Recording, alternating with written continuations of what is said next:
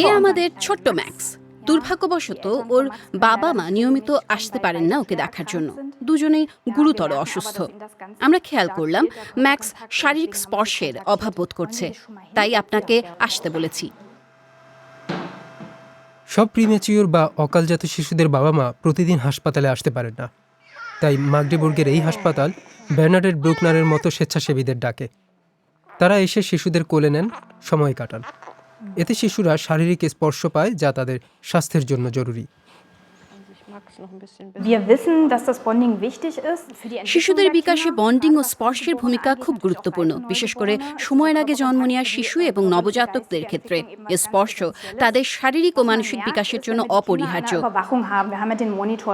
মনিটরে দেখতে পাই তাদের হৃদস্পন্দন ধীর হয়ে আসে, শ্বাস প্রশ্বাসও স্বাভাবিক হয়, বিভিন্ন অস্বাভাবিক লক্ষণও কমে যায়। বোঝা যায় শিশুটি ভালো আছে। Das lässt nach. Man sieht, dass es dem Kind besser geht. সৌভাগ্যবশত এমন স্বেচ্ছাসেবীদের খুব বেশি প্রয়োজন পড়ে না, তবে যখন দরকার হয় তখন এই প্রিম্যাচিওর শিশুরা তাদের কাছ থেকে উষ্ণতা, সান্ত্বনা এবং নিরাপত্তার অনুভূতি পায়।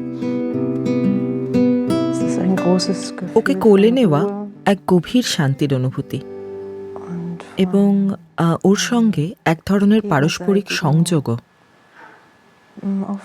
আমি শিশুটির শ্বাস প্রশ্বাস অনুভব করতে পারি, দেখতে পাই ও ধীরে ধীরে শান্ত হয়ে আসছে। ওর শ্বাস প্রশ্বাসের সঙ্গে আমার সংযোগ তৈরি হয়। মনে হয় ও পেটের ওপর ভেসে বেড়াচ্ছে, ঠিক ঢেউয়ের ওপর সার্ফিং করার মতো। স্বেচ্ছাসেবীদের এই সহায়তার জন্য বাবা মায়ের স্পষ্ট সম্মতি প্রয়োজন, আর স্বেচ্ছাসেবী বাছাইয়ের জন্য ক্লিনিকের নিজস্ব কিছু শর্তও রয়েছে। যাচাই করে দেখি তাদের টিকাগুলো সময় মতো নেওয়া আছে কিনা, নিশ্চিত করি যে কোনো সংক্রামক রোগ নেই, এবং অবশ্যই এমন কোনো অসুখ থাকা চলবে না যা অন্যের মধ্যে ছড়াতে পারে। এছাড়া এটাও বুঝতে হয় মানুষটা সহানুভূতিশীল এবং নির্ভরযোগ্য কিনা। বার্নার্ডেট ব্রুকনার নিজেও একজন মা।